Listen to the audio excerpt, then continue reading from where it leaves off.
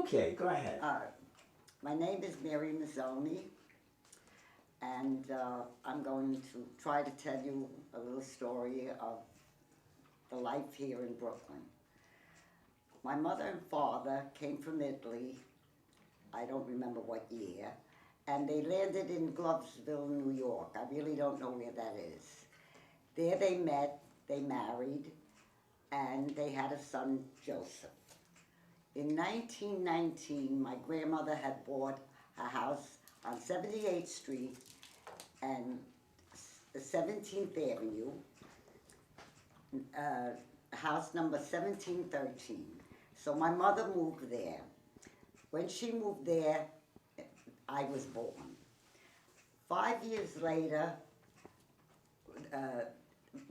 my father was a glove cutter. He stretched the gloves, my mother sewed the gloves, and they worked for these beautiful long white leather gloves with the snaps, or the long suede gloves, and it was sold to all the elite people and the actresses with the long cigarettes and everything, so they were doing pretty well.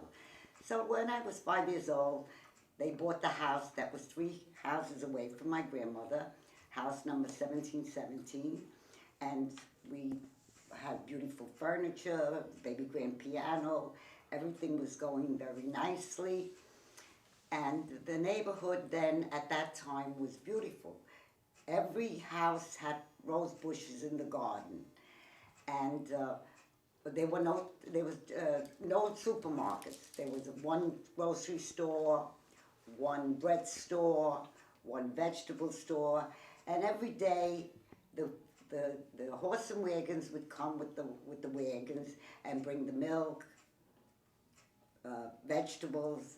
They would sell, the Iceman would come, and even the Chevelle man. The Chevelle man was the man that sold the bleach, and he'd yell, "Chevelle, Chevelle," and the people would come out and buy everything. What does Chevelle mean? Chevelle means bleach. Ah. But it was what they used to say, and everybody was very friendly and very everything. And then as time went on, the prohibition was off. So my mother decided. My mother was a very frisky woman, so she decided to make her own wine.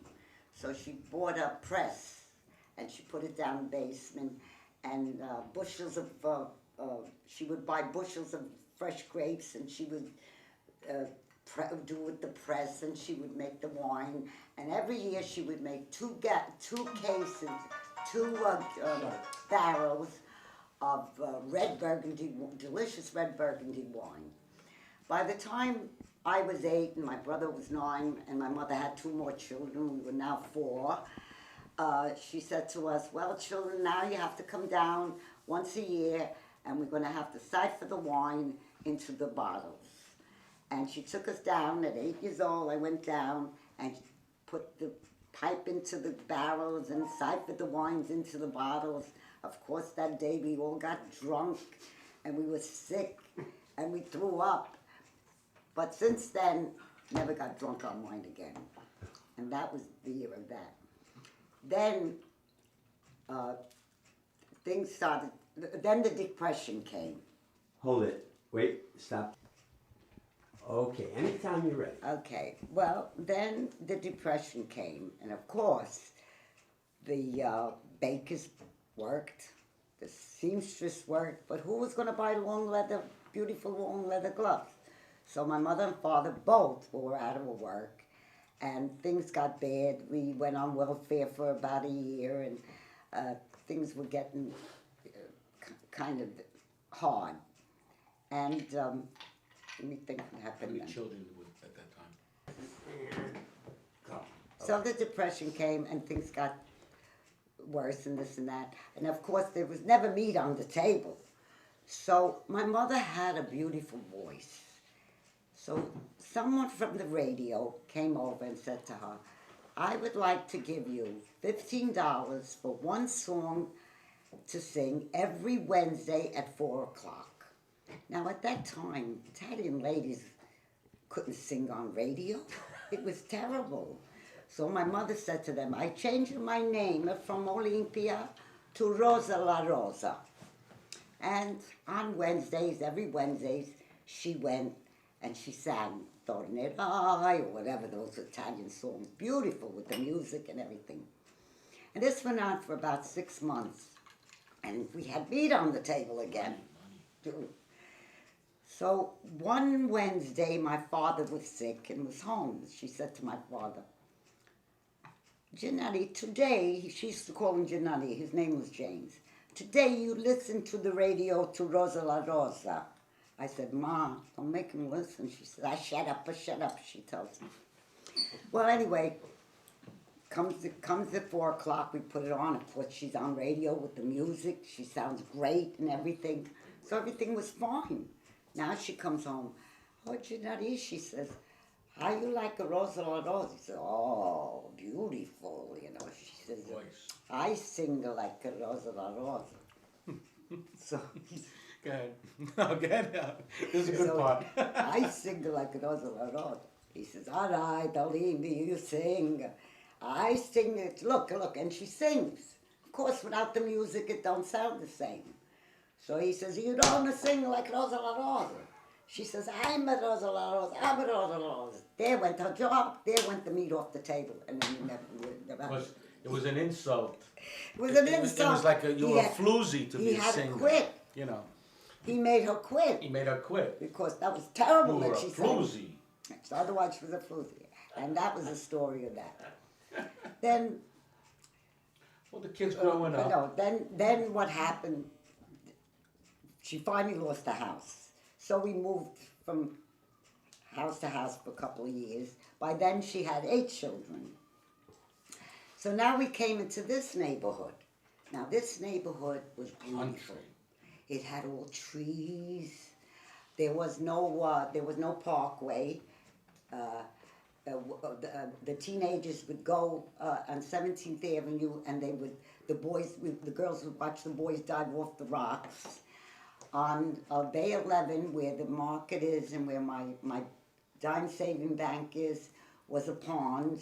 And in the winter months, we'd go there and we'd ice skate. Beautiful flowers all around and trees. It was really gorgeous. On Bay 13th Street, how much? He said, the house is $3,000. She said, are you going to sell me the house for $3,000? Just a second. Yes. Okay, go ahead. So she said, I'm Rosa La Rosa. And he said, you Rosa La Rosa, you're not going to work anymore. It's a shame. Italian ladies don't sing on television. It's a disgrace.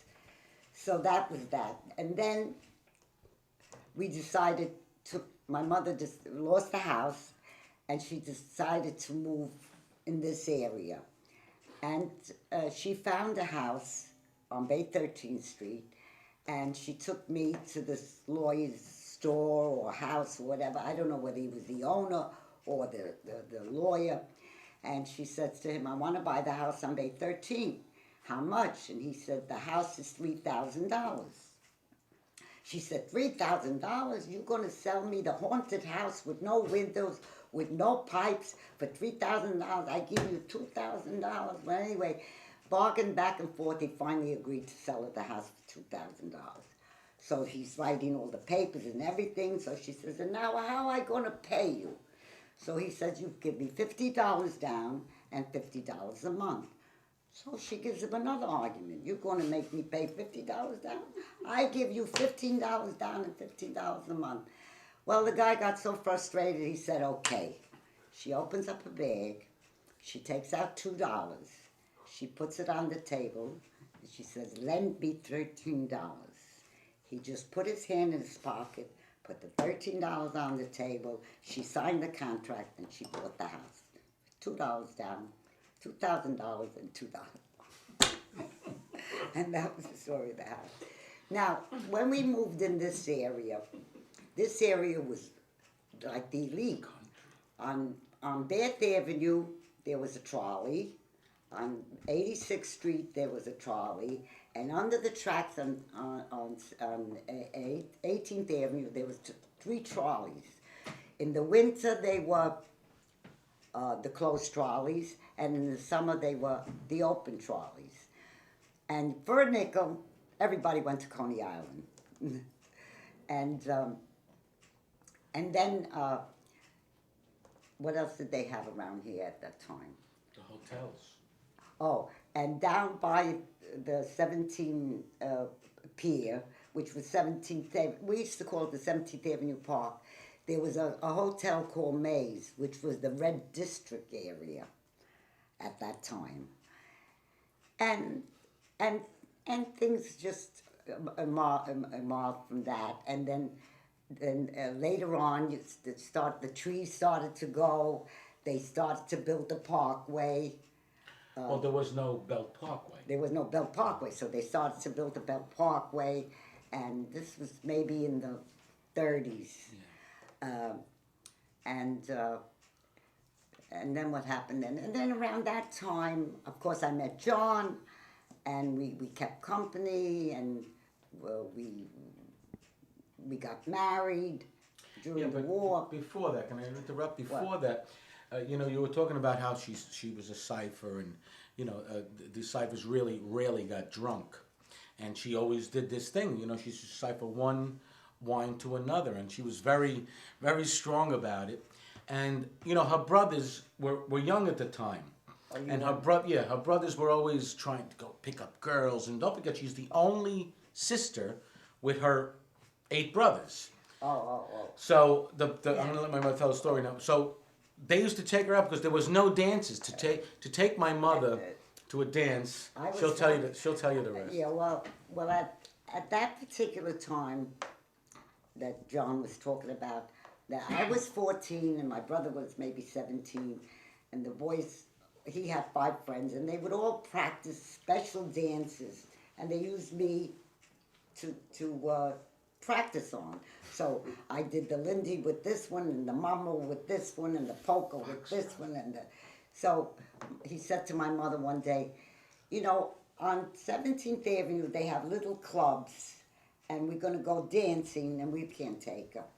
So he said, oh no, we take care of her. We want her. They figured they would dance with me. They would show off. Then they would get a girl and disappear and everything. But what they served at that time was wine and This is Lubini. 1923. Yeah, they used to say wine and lubinis, which was a bean. So she said to one of his friends, you, Joe, today is not your day. You take care of Sister Mary. We do what we have to do, and then you take her home. So anyway, this one danced, and he's gone. My brother danced, and I don't know where they went. I was only 14. They probably went somewhere. And Joe says to me, what do you want to do? I said, I want some wine. So he gives me a glass of wine, and I give him a glass of wine. And then he gives me a glass of wine. I give him a glass of wine. And he gives me, all of a sudden, boom, he falls on the floor, he passed out on me. So I left him there and I went home by myself. Because you Because I was a cipher. So I couldn't get drunk. Mary, what's a cipher? A cipher is, you take a rubber pipe, you put it into the barrel, you suck some of the wine out, put it into the bottle, and it fills up the bottle from the barrels. That's how you filled it. You didn't open the spigot to do it. You siphoned it. You got 2 sips of wine, and it would start like you siphon the gas in the car, you know. Right. And you would put it into the bottle, and then of course they had the special corks that corked it. So that was what a cipher. So you drank a little of that So ciphering. yeah, well, when I told him when I was 8 years old, I got about. That was the only time I got really. And so then now we're going back when I met John, and we were out for 5 years. We got married, and wartime. So he was in the service for a year. After that year, we got married, but war broke out. So we were married about 9 months when he left, but he left me 4 months pregnant. And when he came home, of course, his daughter was 3 years old. But during the war, they had already built the parkway was up, And around here, there was hardly any cars. On Bay 13, there was 2 cars, and my car. My car was a 1936 Plymouth Blue with a running board and a shift stick. You drove at the time. And I drove the car. They told me how to drive the car. I never parked between 2 cars. I never backed up into anything. I always had a parking spot. And the whole parkway was to myself. The whole 3 lanes were mine. 25 miles an hour. I didn't know what, I could go anywhere I wanted. It was really crazy at that time. And your phone, tell me about your phone. Oh, yeah. And then, of course, during the war, so I was the only one in the whole block that opened up a phone. And the phone that I have now, which is 256, was then BE6. It's the same telephone number. I never changed it. Cloverdale No, 9. no, it wasn't Cloverdale. Oh, no? It was Bensonhurst. Bensonhurst. Oh. Mine was Bensonhurst. BE2. And then I still have the same phone. So I had this phone. Now, everybody in the block needed a phone. And they knew I had a phone. So what I had to do, at the time, it was the rotary, you know. So I bought a lock for the rotary, and I bought a bank. And the whole block would come in any time of the day and everything, put a nickel in. I'd open up the phone, and they'd all make phone. That's how they made their phone. And that's how they And then made you it. lock it up again. Yeah, because, you know, at the end of the week... Well, the mother first would- week you lost money because... Yes, the $15. Oh, my God, my bill is supposed to be $3. I'm $15, so I put the... She must have had some crowd in that house. Oh, everybody came from the whole neighborhood. Were they calling to Italy? Or? But you see, from No. from the house 81 to 155, Johnny they Depp. were like all family. Like, we never closed our doors. In fact, because of the little mafia boys that were on, that was the best. They were our big brothers. They used to take care of us. I could walk at night on Bath Avenue, and I never had to worry about anything. If anybody approached me, those guys would come out. What are you doing to the girls? You know, leave the girls alone or anything like that. We never locked our doors, and there was never a robbery. And if there was, they got them, and you got all your stuff back because they were our big brothers. Really, Yeah. they really took care of us. You know, and I guess that's part of the story of, I don't know what else I could tell you. That happened. Story, Yeah. a million years. Well, in Italy, when my grandfather and grandmother lived in Italy, and they had 3 children. They had my mother, her sister, and my uncle. My grandfather was worked on gold jewelry, and at that time when they worked on gold, all the gold that would come off of the table would fall into like a sort of a little sewer on the floor and became a gold bar. And when the bar was ready, they would bring it to the bank. But he worked he wasn't the owner. He just worked for someone. And in the meanwhile, he also had a share in the Metropolitan Opera House in Italy. So they were doing very well. So this particular morning, the opera house burned.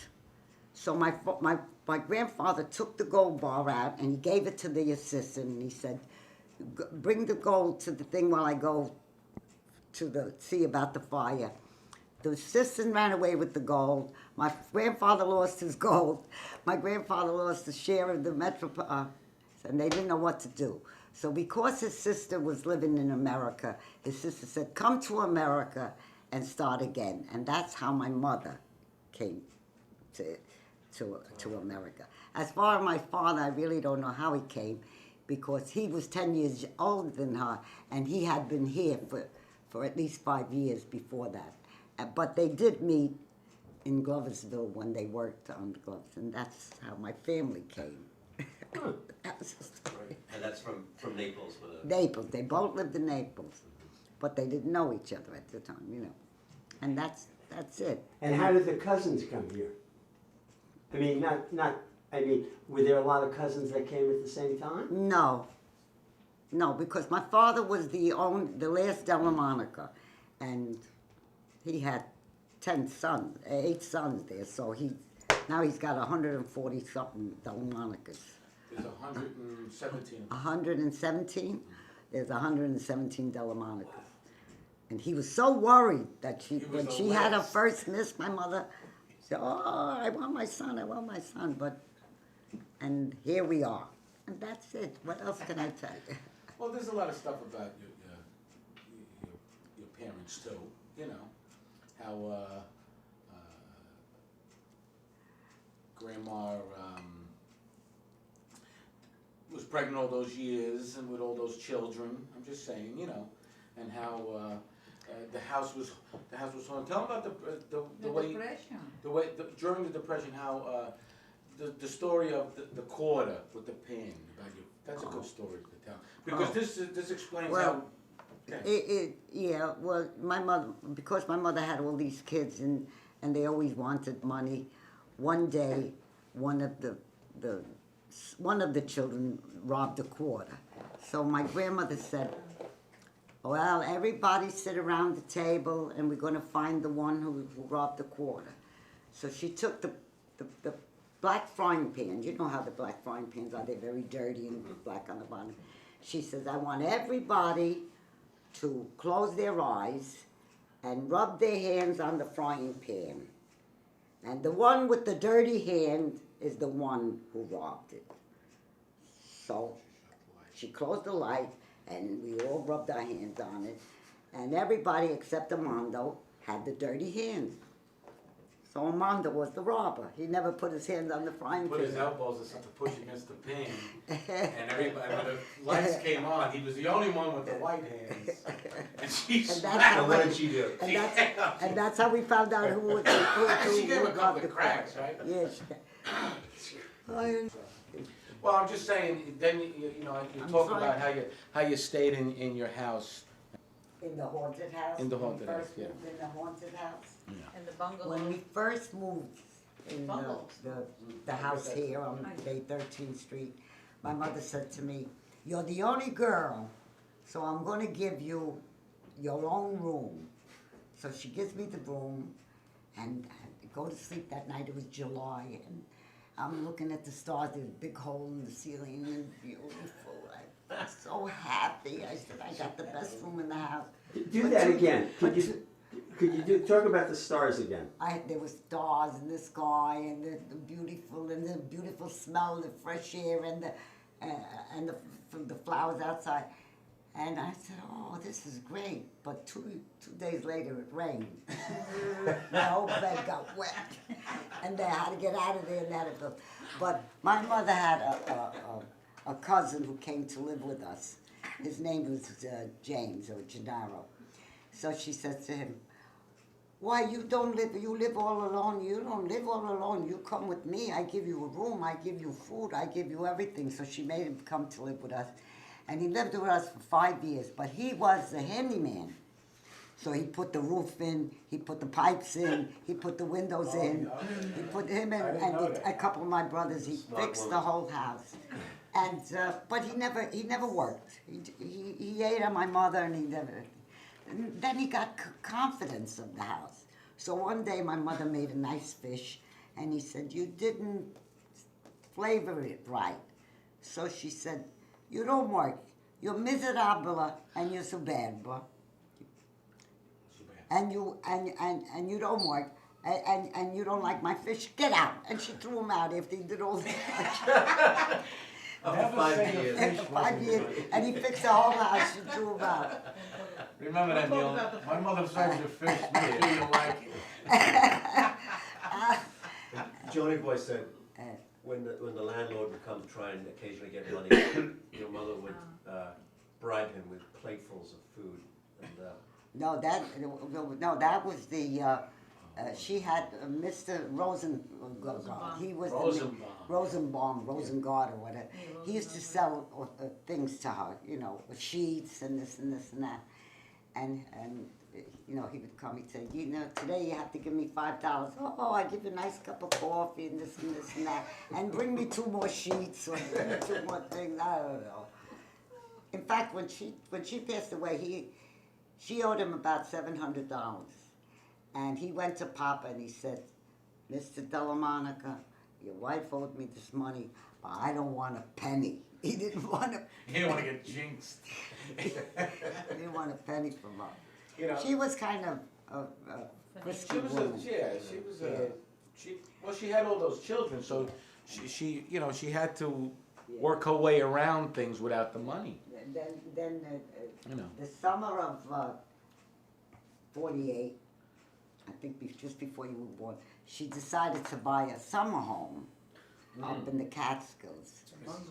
And she says, I bought a nice house, $1,000. I bought a beautiful thing. I don't know what the heck she bought. She says, we all go up. So there was my 7 brothers. There was me, my husband, Rosemary, and Linda as a baby with the carriage and everything. And we all go up to the summer home. And the house was only 2 rooms. It was a kitchen, living room, and a bedroom, and a chemical toilet. And all these people were in this house, and we don't know what. So, but there was no ceilings yet. There was rafters, so she threw mattresses and things up there and put all the kids up there. And How they climbed up, I don't know. and one of them was slept on the hammock. One of them. That's okay, that's okay. Yeah. Ooh. And one of them slept on the hammock outside. I don't know how we did it. So this house was 2 rooms, actually 1, because I've seen the pictures. There's actually a picture of the bungalow. It's one bungalow on a hill, because it's standing here and there's a hill like this, right? So through the years, each brother Yeah, built a room. yeah. Because they would say, you know what, why can't I stay here? As they're getting older into their teens and in their 20s. So I built the room, So- then Joey built the room, Right. then Gigi built, we picked up the house and we built 2 rooms Right, downstairs. And right. that, and How many rooms are there now? now there's 12. 1, 2, 3, 4, 5, and the living room 6, and the basement, and the big basement There's finished. 12 rooms, if you And the count basement, rooms. and the Yeah. basement finished. Right. Of course, we don't own it, but one of my Still owns it, sister-in-law owns it, because what we did. Her after- brothers. When my father left it to us, we bought ourselves out, so that only one has it. Yeah, but let me explain something. For many, many years, Oh, God. this house became, how would you say, a house of, the house with the crooked, what's the story? The house, The man with the crooked stick, the man with the crooked house, because the house became, Joey built a room here, her first brother, and she built a room here, and now the house is on a hill. So they built out on the hill. So if you get to see the house one day in Monticello, the house is an odd-shaped house that every brother built a room. So there were 4 rooms. Now we'd go up there. I was part of 17 cousins. So Yeah. my mother used to leave me yeah, when I was 4 or 5 years old with my aunts. Yeah. Just the way I leave my son with my sister Rosemary did. So they used to send me and my sister up, and Linda stayed for a little while, but Linda was a little older, Rosemary was older. And I used to stay with all my cousins. So there used to be 12 kids, Aunt Marie, yeah, Aunt Helen, yeah. and Aunt Rosie. Right. All the women stayed while the men went to work, and we stayed in this I stayed bungalow. home because John, when John came home from the service, he worked as a presser in Howard Clothes, my husband John. When he came home, he says, I don't want to be a presser anymore. He says, I want to go to school. You want to go to school? I told him. So the Army put him in the American Institute of Arts, and that's where he learned how to be a stagehand and a grip, and Army Victoria Center. and Right. an army like that. So when he finally graduated and couldn't get into the union because you needed to be voted in as father and son, he got into the Signal Corps, and we went all over. So I used to send John up to the country home, and I would travel with my husband John wherever he went, And the kids. and that's why you were Yeah. up there. But I enjoyed my life up there because Yeah. every summer I had Yeah. a beautiful summer up there. Yeah. But the bungalow became really a home for each one of your Yeah. brother's wives. Right. your sister-in-laws. Yeah. You were close with all your sister-in-laws. Yeah. You know, you had your brothers, but your sister, you know, she had 8 sister-in-laws that she And some extras. and some extras because there was a lot of extras. There was a lot of extra wives. Let's not get into my life, but there was a lot of extra wives. Like Uncle Albert had four wives. Uncle Rolly had, and there was a lot going on then. But the house, And we were friendly with all of them, yeah. you know. You could tell about Uncle Albert's funeral.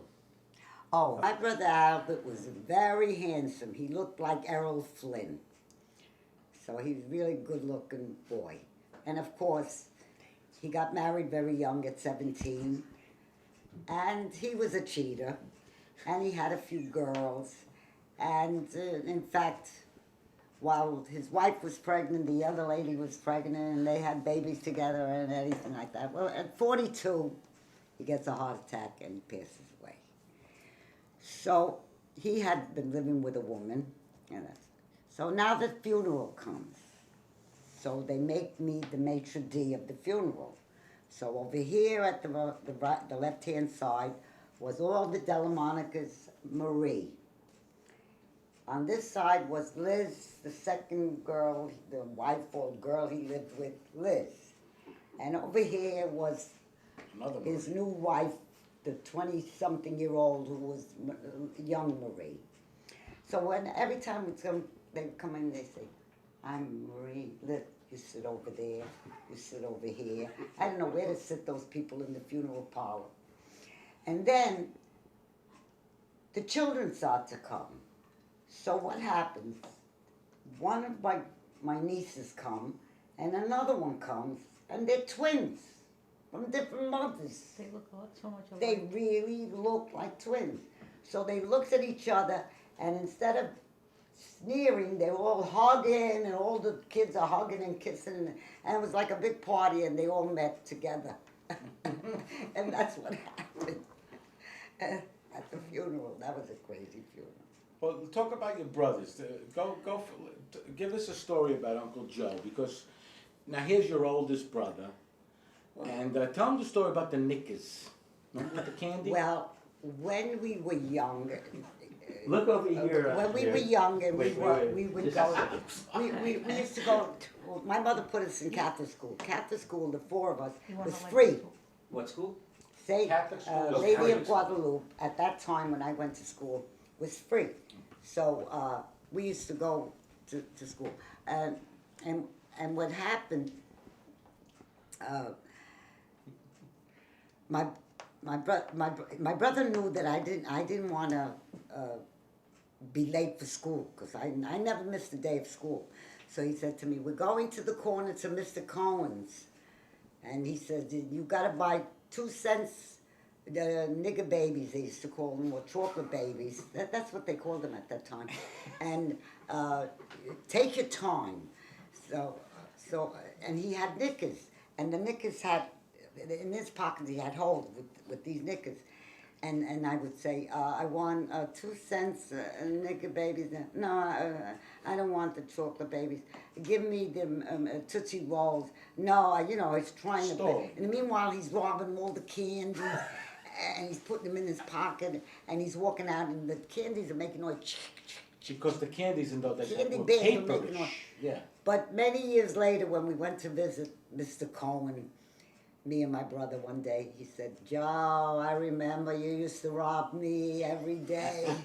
Because he used to hear in the knickers. He knew that he was robbing The them. candy was so loud because it wasn't the plastic we have now. It was so Uncle Joe used to be loaded with candy while she was stalling.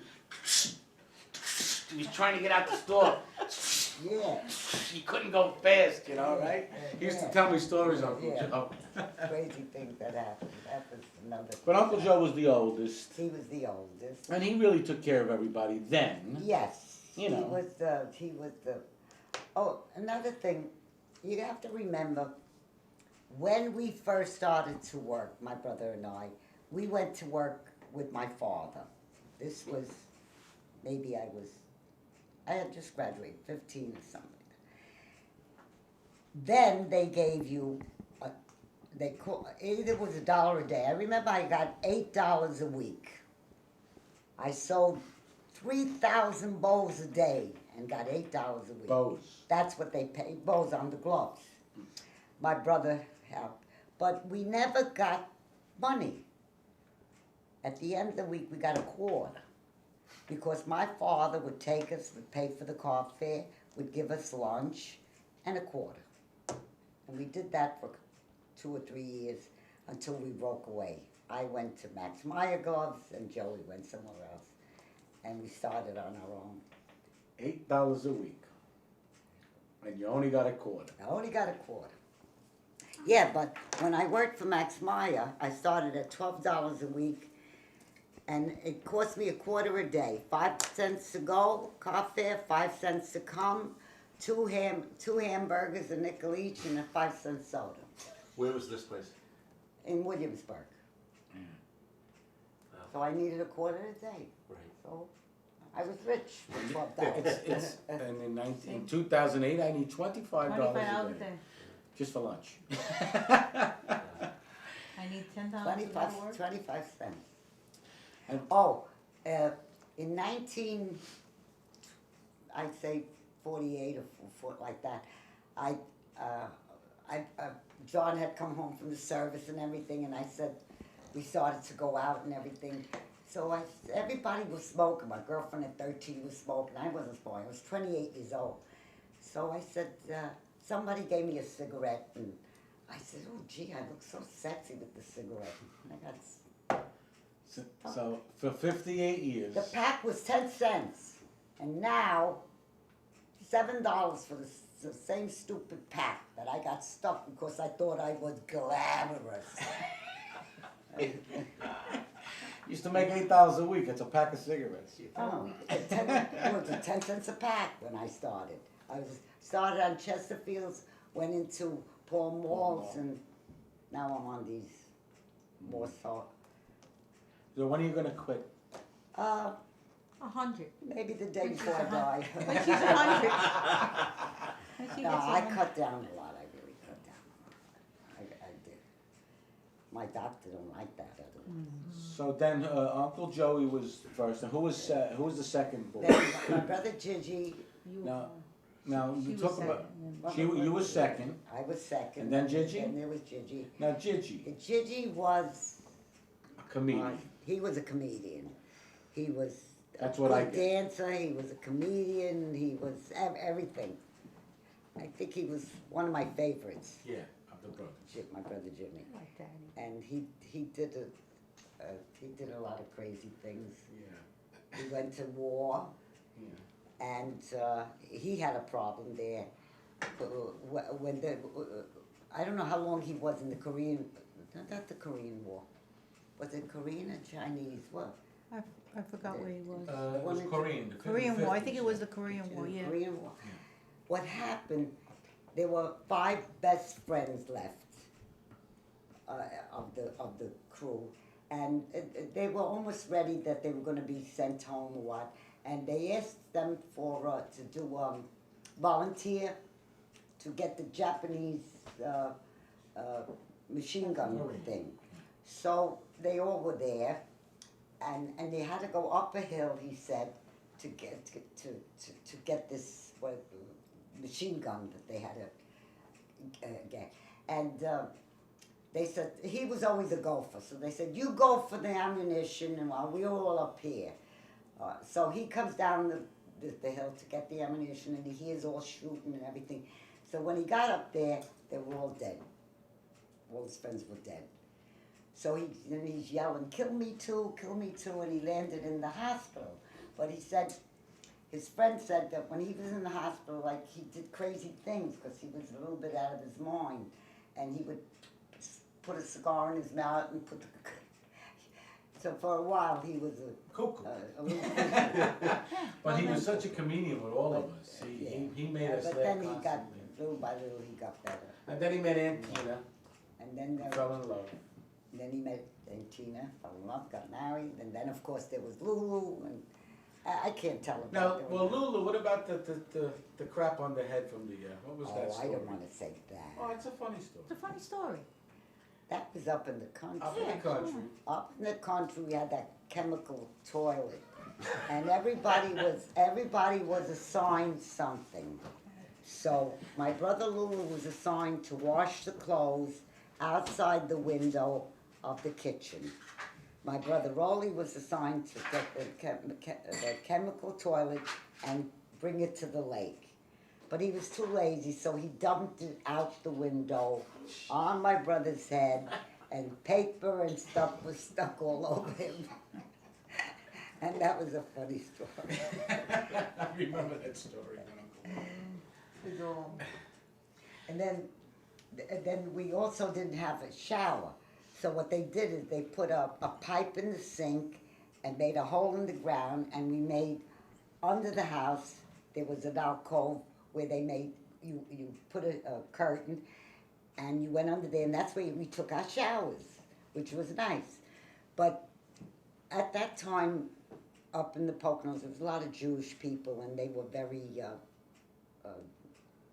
Jewish. Religious. what do you- Religious, we say- Hasidic, religious. Religious, Catholic, religious. I wanted to say Catholic. I couldn't say Catholic, so religious. So my cousin Emily, who was a very tall girl, had come that time. And she says, I take a shower, and she's taking a shower, and she bends down, and her rear end comes out of the curtain, you know?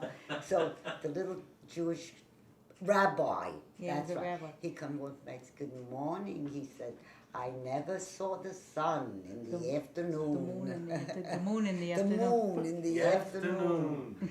He saw the moon in the afternoon. All right, which leads into a story when Papa, when your father, when your